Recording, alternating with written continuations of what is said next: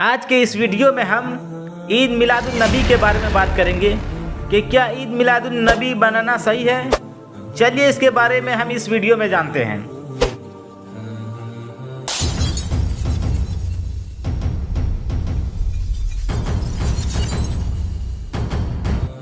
सबसे पहले ये बता दूं कि मुसलमानों की असल कामयाबी इसमें है कि वो अल्लाह तबारक व तआला और उसके रसूल के इताअत करे।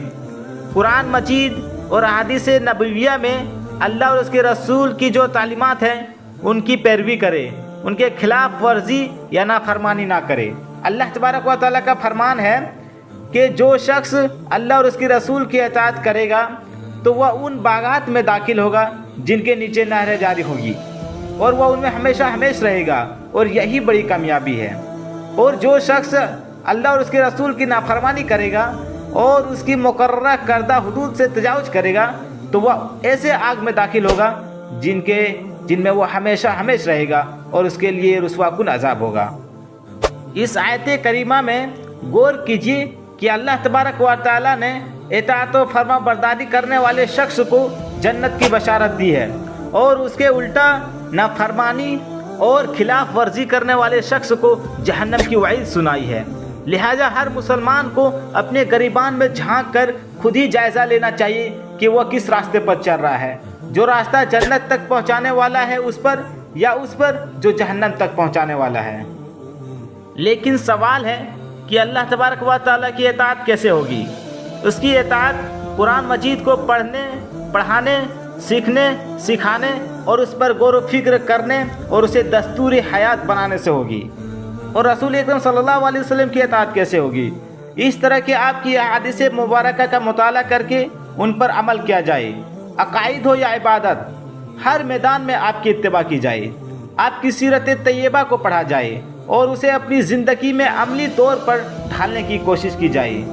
और ये बात तो सब लोगों को मालूम ही है कि रसूल अकरम सल्लल्लाहु अलैहि वसल्लम की इताअत भी दरअसल अल्लाह तबारक व तआला की इताअत है, क्योंकि उसी ने अल्लाह तबारक व तआला ने आप सल्लल्लाहु अलैहि वसल्लम को हमारी तरफ रसूल बनाकर भेजा और उसी ने आप सल्लल्लाहु अलैहि वसल्लम को हमारे लिए उसवे हसना करार देकर हमें आपके नक्श कदम पर चलने का हुक्म दिया।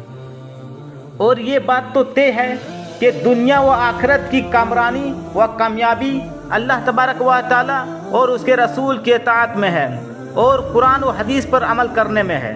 लेकिन सवाल ये है कि हम इस सिलसिले में किसको अपने लिए मेयार तस्वुर करें और किसको आइडियल माने।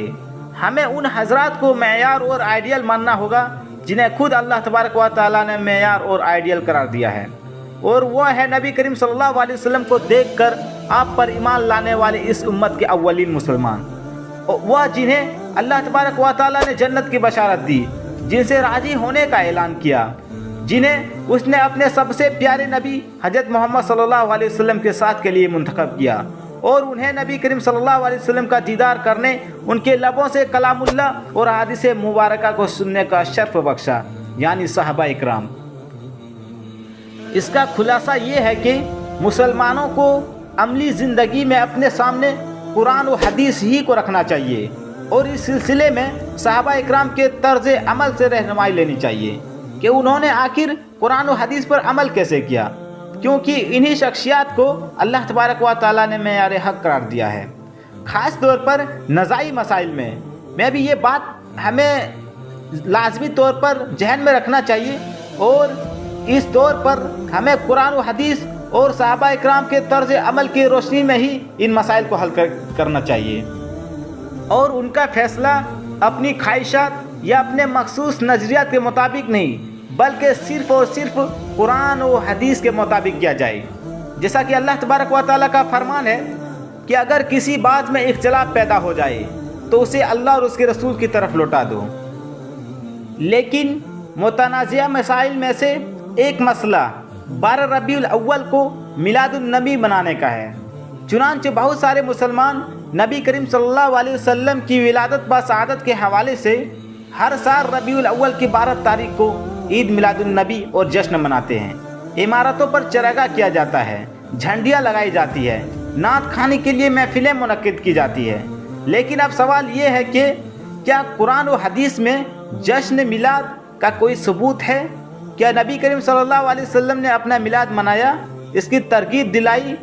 کیا آپ صلی اللہ علیہ وسلم کے خلفائے راشدین میں سے کسی نے اپنے دور خلافت میں میلاد کے حوالے سے جشن منایا یا یوم ولادت کو عید کا دن قرار دیا؟ اگر قرآن و حدیث کا اچھی طرح سے مطالعہ کیا جائے، اچھی طرح سے پڑھا جائے، تو ہمیں ان تمام سوالوں کے جواب اس طرح ملتے ہیں۔ قرآن و حدیث میں جشن یا عید میلاد کا کوئی ثبوت نہیں ہے۔ نہ نبی کریم صلی اللہ علیہ وسلم نے اپنا میلاد منایا اور نہ اس کی ترغیب دلائی۔ پھر خلفائے راشدین میں سے کسی نے اپنے دور خلافت میں نبی کریم صلی اللہ علیہ وسلم کی ولادت بسعادت کے حوالے سے کوئی جشن نہیں منایا اور نہ ہی یوم ولادت کو عید کا دن قرار دیا۔ حالانکہ اس میں کوئی شک نہیں ہے کہ انہیں نبی کریم صلی اللہ علیہ وسلم سے سب سے زیادہ محبت تھی، اور اگر وہ چاہتے تو ایسا کر سکتے تھے کیونکہ حکومت ان کے ہاتھوں میں تھی۔ اور یہ تعجب کی بات ہے کہ اس جشن کا آغاز نبی کریم صلی اللہ علیہ وسلم کی وفات کے تقریباً 600 سال بعد کیا گیا ہے۔ لہذا آپ ذرا غور کریں کہ جب اس جشن کا نہ قرآن و حدیث میں ثبوت ملتا ہے اور نہ ہی یہ صحابہ اکرام کے طرز عمل میں سے ہے اور نہ یہ تاریخ میں بھی موجود ہے، تو پھر آج کے مسلمان اس کے منانے پر ڈٹے کیوں ہیں؟ کیا ان سب کو نبی کریم صلی اللہ علیہ وسلم سے محبت نہیں تھی جن کا دعویٰ اس دور کے لوگ کر رہے ہیں؟ اگر تھی، اور یقیناً ان لوگوں سے کہیں زیادہ تھی، تو انہوں نے آپ صلی اللہ علیہ وسلم کا یوم ولادت کیوں نہیں منایا؟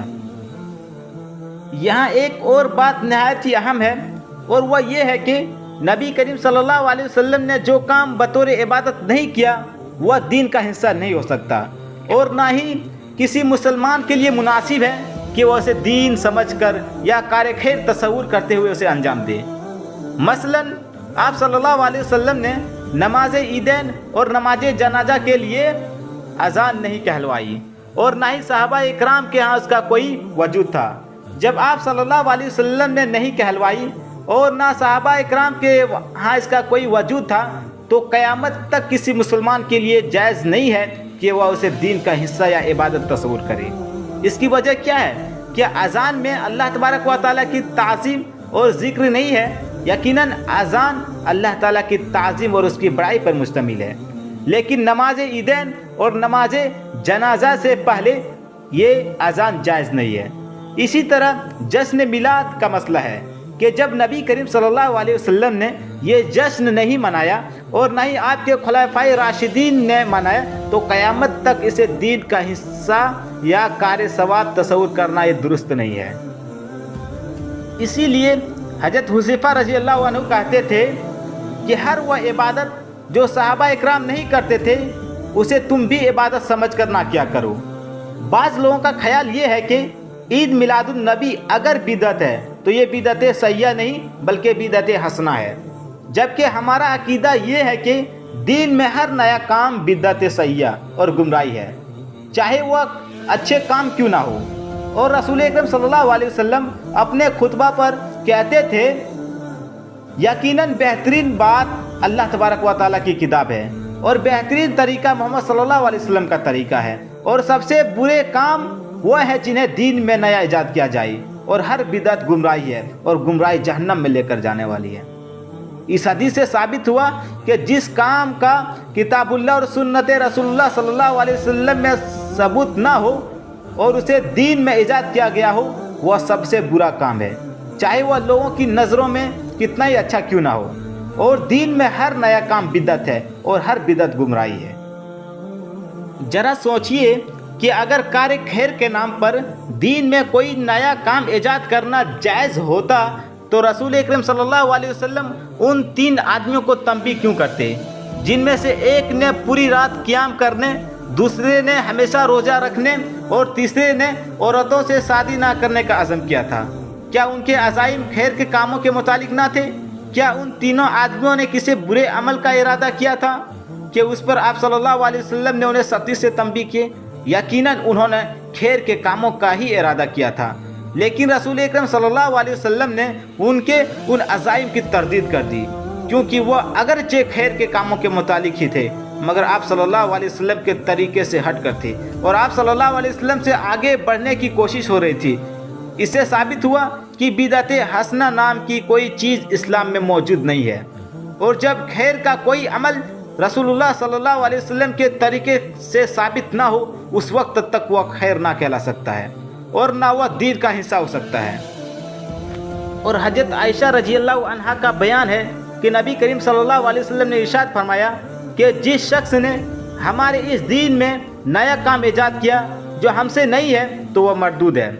اور مسلم کے ایک روایت میں ہے کہ جس شخص نے کوئی ایسا عمل کیا جس پر ہمارا حکم نہیں ہے تو وہ مردود ہے۔